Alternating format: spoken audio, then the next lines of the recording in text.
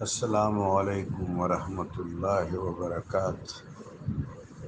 اللہم صلی وسلم علی سیدنا و مولانا محمد مبارک وسلم وعلی آل سیدنا و مولانا محمد مبارک وسلم تسلیما کثیرا کثیرا۔ بہت سی باتیں ہیں جن پر غور کرنا ہے اس دنیا میں، اس لیے کہ یہ دنیا تکلف کا جہان ہے۔ تکلف سے مراد کہ ہم مکلف ہیں، ہم پر ذمہ داریاں عائد ہیں۔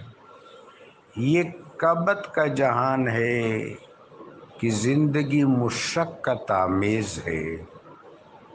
یہ ابتلا کا جہان ہے کہ ہم مبتلا ہوتے ہیں، پھر ہمارا رب ہمیں آزماتا ہے، ہمیں دیکھتا ہے کہ ہم اس کے شکر گزار بندے بن رہے ہیں یا بے صبری کا مظاہرہ کر کے اللہ کی محبت سے عدم ملتفت ہو رہے ہیں۔ سیدنا ابن رسول اللہ ریحانۃ الرسول امام حسین علیہ السلام کی شخصیت بہت منفرد ہے۔ آپ دیکھیں 12 اماموں میں حسن 2 ہیں۔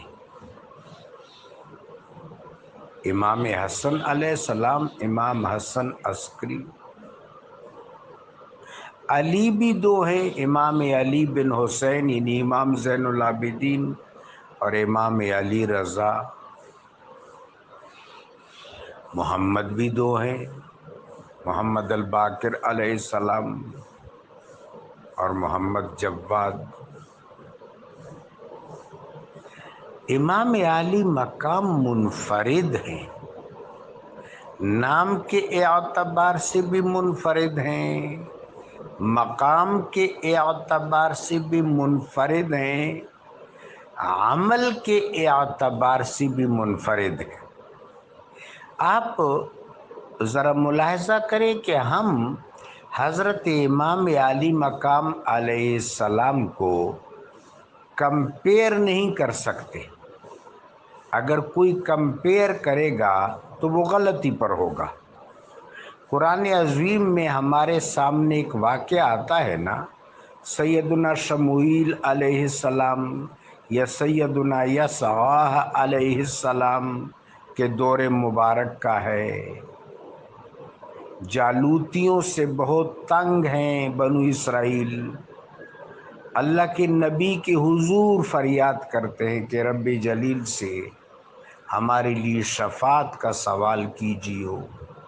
اللہ کا نبی علیہ السلام ان سے کہتے ہیں ٹھیک ہے، طالوت تمہارا امیر ہے۔ پھر وہ معترض ہوتے ہیں کہ اسباب تو ہمارے پاس زیادہ ہے، پھر طالوت کیوں امیر ہے؟ قرآن نے جواب دیا کہ وہ جسم میں اور علم میں زیادہ ہے۔ جسم سے مراد یہاں شجاعت ہے۔ ایک امیر، ایک سالار اگر شجاع نہ ہو تو وہ تو مشکل حالات میں کنفیوز ہو جائے گا۔ امیر اور سالار کو لازماً شجاع ہونا چاہیے تاکہ صورتحال سے جتنی بھی وہ مشکل ہو نبرد آزما ہو سکے۔ دوسرا، امیر اور سالار کو عالم ہونا چاہیے تاکہ کوئی اس کو فریب نہ دے سکے، دھوکہ نہ دے سکے۔ یہ 2 خصوصیات رب جلیل نے حضرت طالوت علیہ السلام کی بیان کی۔ حضرت طالوت جب نکلے تو ان کے پاس تو لاکھوں کا لشکر تھا۔ صحرا کے سفر کے بعد جب کلزم وارد ہوا، دریا آیا، تو سیدنا طالوت نے فرمایا مبتلیکم بنہر کہ لو تمہاری ابتلا آ گئی ہے۔ اب جو ایک غرفہ پانی پی گا وہ میرے ساتھ جائے گا، باقی نہیں جائیں گے۔ ایک غرفہ پینے والے 313 تھے۔ کمال کے لوگ تھے کہ جنہوں نے زیادہ پانی پیا انہوں نے بتا دیا، آپ نے باقیوں کو واپس بھیج دیا اور 313 کو ریکروٹ کیا۔ اور جب جالوت کے مقابلے میں نکلے تو 313 میں کئیوں نے یہ کہا کہ آج ہمارے پاس جالوت کے مقابلہ میں مادی طاقت نہیں ہے۔ سیدنا طالوت علیہ السلام اور ان کے خاص رفقا نے کہا کہ اللہ کے رحمت سے بعید نہیں ہے کہ قلیل طبقہ جو حق پر ہو وہ اس کثیر طبقے پر جو باطل پر ہو غالب آ جائے۔ اور پھر ایسا ہی ہوا۔ سیدنا حضرت داؤد علیہ السلام نے جالوت کو کیفر کردار تک پہنچایا۔ لشکر کے حوصلے پست ہو گئے مخالف لشکر کے، اور انہوں نے ہزیمت اٹھائی۔ اس کا مطلب کیا ہے کہ صاحب علم اور صاحب شجاعت اللہ کے فضل سے تاریخ کے اوراق پلٹا سکتا ہے، وقت کے دھارے کا رخ بدل سکتا ہے۔ اب اگر ہم حضرت طالوت کے ساتھ بھی امام عالی مقام کو کمپیئر کریں تو بھی زیادتی کریں گے۔ حضرت امام حسین منفرد ہے، چنانچہ بہت صحیح نتیجے تک پہنچے ہیں حضرت اقبال رحمہ اللہ۔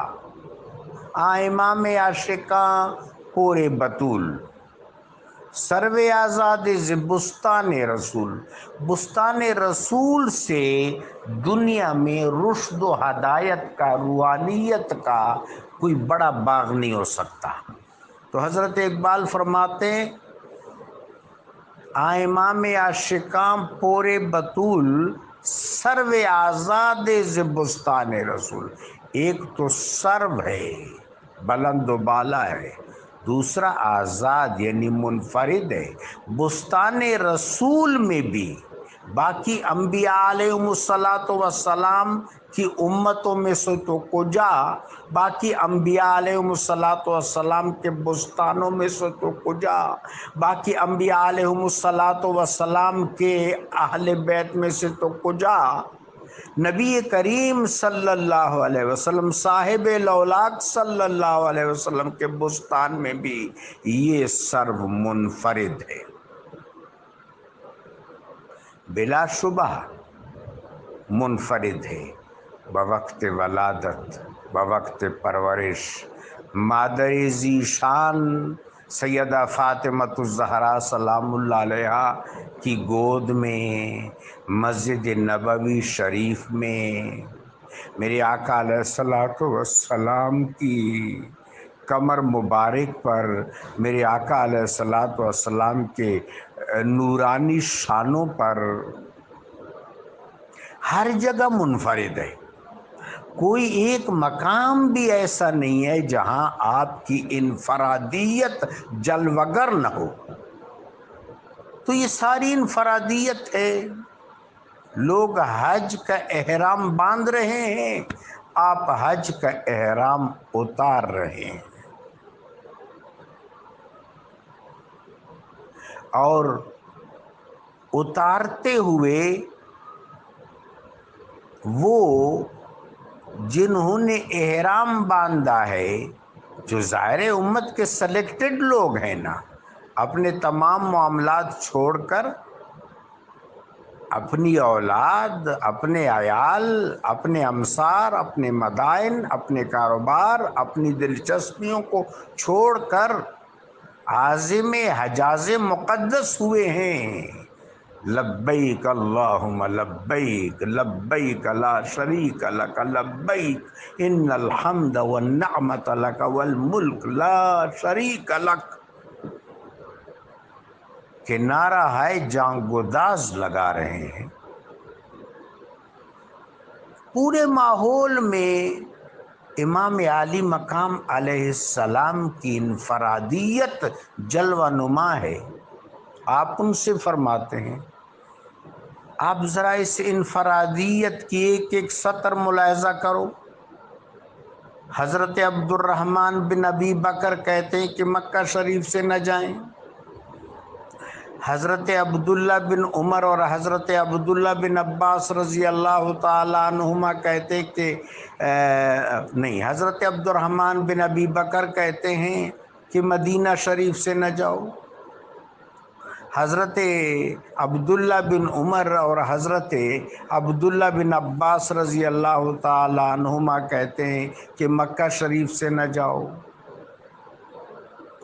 آپ فرماتے ہیں کہ مجھ سے رسول اللہ صلی اللہ علیہ وسلم نے ایک عہد لیا تھا، میں اس عہد کو ضرور پورا کروں گا۔ آپ نے اس عہد کے الفاظ نہیں بتائے، اتنا بتایا کہ آقا و مولا صلی اللہ علیہ وسلم نے روح اکبر صلی اللہ علیہ وسلم شہید علی الانبیاء وعلی امتہم وعلی الناس اجمعین صلی اللہ علیہ وسلم نے مجھ سے عہد لیا تھا، میں اس عہد کو ضرور پورا کروں گا۔ اس کا مطلب ہے کہ امام عالی مقام علیہ السلام کا منصب سرکار دو عالم نے متعین کر دیا تھا۔ آپ کا تقرر میرے آقا و مولا علیہ السلام نے کیا تھا۔ آپ اعلاء کلمت الحق اور شہادت حق کے اس انتہائی یونیک فریضہ کے لیے دربار رسالت سے باقاعدہ متعین ہو گئے تھے۔ آپ کے ہاتھ میں رسول اللہ صلی اللہ علیہ وسلم نے علم عطا فرمایا تھا۔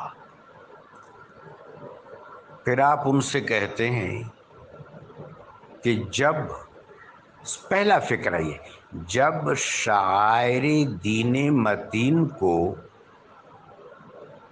مٹایا جانے لگے، شعائر دین متین کو مٹایا جانے لگے، جب حلال و حرام کے درمیان تمیز کا رجحان پامال ہونے لگے، جب دین کی حدود سے تجاوز کیا جانے لگے، جب مسلمانوں کی جان، مال اور آبرو محفوظ نہ رہے، جب رسول اللہ صلی اللہ علیہ وسلم کی سنت کا تمسخر کیا جانے لگے، تو پھر موت مرد کے گلے میں، یہ جو مرد کا لفظ ہے اس کا ترجمہ رجل نہیں ہے، مرد روحانیت، سریت اور تصوف کی اصطلاح ہے۔ مرد فرید العصر کو کہتے ہیں، فرید العصر۔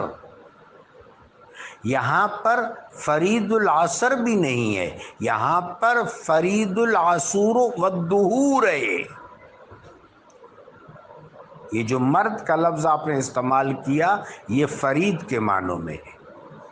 امام ابن عربی فرماتے ہیں کہ فرید العصر ہر زمانے میں ہوتا ہے، امام عالی مقام فرید العصور والدہور ہیں۔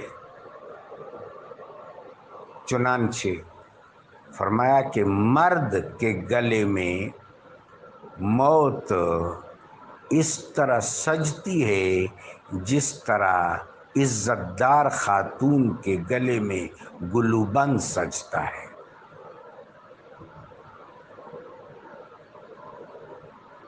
پھر آپ عازم کوفہ ہوئے، راستے میں امام زین العابدین علیہ السلام کو نظریہ حقیقت محمدیہ اور حقیقت الحقیقت پر گراں قدر لیکچر عطا فرمایا۔ باقی واقعات آپ کو پتہ ہے، کسی کو ساتھ لے کے نہیں گئے، آپ کے اعوان و انصار ہزاروں میں جا سکتے تھے،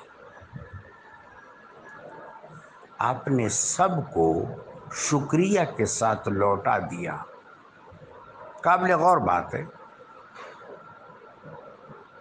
یہ کوئی بڑا فرض تھا جس کو ابھی تک ہم سمجھے ہی نہیں ہیں۔ یقین جانیں امام عالی مقام علیہ السلام کی شخصیت ابھی تک زیر مطالعہ اور زیر تحقیق ہے۔ آپ کی سیرت کی تکمیل نہیں ہوئی، آپ کی سیرت ابھی چل رہی ہے فہم کے حوالے سے۔ کوئی اس شخصیت کا احاطہ نہیں کر سکتا، بڑی شخصیت ہے، کسی احاطے میں نہیں آ سکتی، ادراک میں نہیں آ سکتی۔ جب کوئی شخص ایسی کنفرنٹیشن سے نمٹنے کے لیے جاتا ہے تو وہ بڑا اہتمام کرتا ہے۔ امام عالی مقام تو لوٹا رہے ہیں اور کچھ چن رہے ہیں۔ توجہ طلب بات ہے کہ امام عالی مقام علیہ السلام کو رسول اللہ نے چنا، متعین کیا، متقرر کیا، اور چننے کا اور انتخاب کا اختیار بھی دیا، چونکہ آپ کے پاس انتخاب کی صلاحیت تھی۔ حسین منی و انا من الحسین پر غور کیجیے، کم کو چنا۔ یہ جو آپ کا واقعہ ہے یہ اللہ تبارک و تعالی کی مشیت کا زمین پر سرمدی اظہار ہے، جس کے اثرات اور جس کی حلاوت کبھی ختم نہیں ہوگی۔ احرام آپ سے ہے، آپ احرام سے نہیں ہیں۔ حج آپ سے ہے، آپ حج سے نہیں ہیں۔ استقامت و عزیمت آپ سے ہے، آپ استقامت و عزیمت سے نہیں ہیں۔ سفر و حضر آپ سے ہے، آپ سفر و حضر سے نہیں ہیں۔ دین آپ سے ہے، دین است حسین۔ بس یہ جو حدیث ہے یہ ہماری دلیل ہے، ہمارا سلوگن ہے۔ وہ ہمارا سلوگن کیا ہے؟ حسین منی و انا من الحسین۔ انا کیا ہے؟ انا شریعت مصطفیہ، طریقت مصطفیہ، سنت مصطفیہ، اقدار اسوہ حسنہ مصطفیہ، یہ سارے کے سارے انا ہیں، یہ سارے کے سارے انا حسین سے ہیں۔ تو مختصر یہ کہ احرام حسین کے رہین منت ہے۔ جزاکم اللہ۔